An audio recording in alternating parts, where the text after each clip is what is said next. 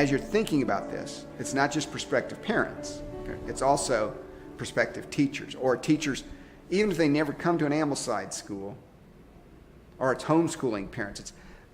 We want you to think, this is a way to be thinking about education. Charlotte Mason was fascinated with the latest brain research of her day, and she wanted her philosophy and methods to reflect the best possible scientific understanding of the way the brain worked. 100 years later, we are in the midst of what's really been a revolution in brain science. There's been a complete shift in the general understandings of neuroscience in terms of how the brain works. That shift can be summarized in the word neuroplasticity.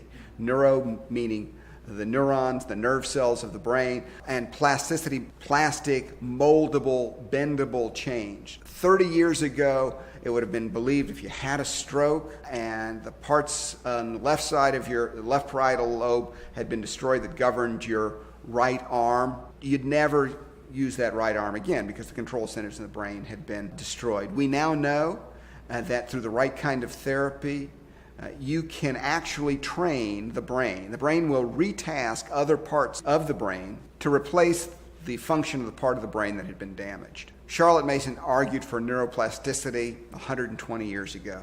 When we learn a new habit, we get a new brain. We are always training in habit. If you're an adult and you're with children, you are training in habit. The only question is, you're training good habits or bad habits. In a way, sadly, sometimes we never get a pass. Whatever we do is fixing the rails of a child's life in a certain direction, either for the good or for ill. That's why one of the reasons it's so important that we lay good habits early. It's a lot easier to lay down the rails in the right direction the first time than it is to tear up the rails because they were mislaid and relay them in a new direction.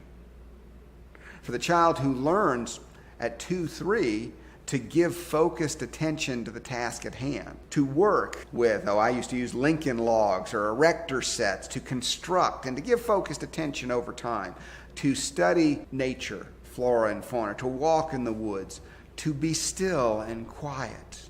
You know, boredom is a moral failing.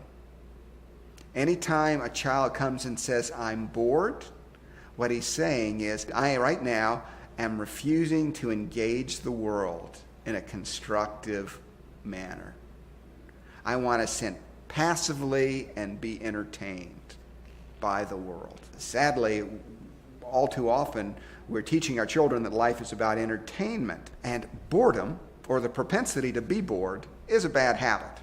I mean, we've seen the child who comes home and goes out and finds something to do, something to actively engage. Another child comes home, plops himself down on the couch, and basically says, I'm bored, world, come entertain me. Both are in possession of a habit, one which will lead to a much fuller, richer life, another which will lead to really a rather depressive life. Let's talk about some other habits, particularly those that are relevant at school. Habit of neat and accurate work. Habit, as we've said, of giving focused attention. The habit of asking questions. The habit of being curious. The habit of working collegially with others. The habit of appropriate respect to appropriate authority. The habit of working hard even when hand is tired. The habit of managing emotional distress well and staying your best self. This is actually a very, very important habit. And again, one we don't think of. In this life, every one of us experiences adversity.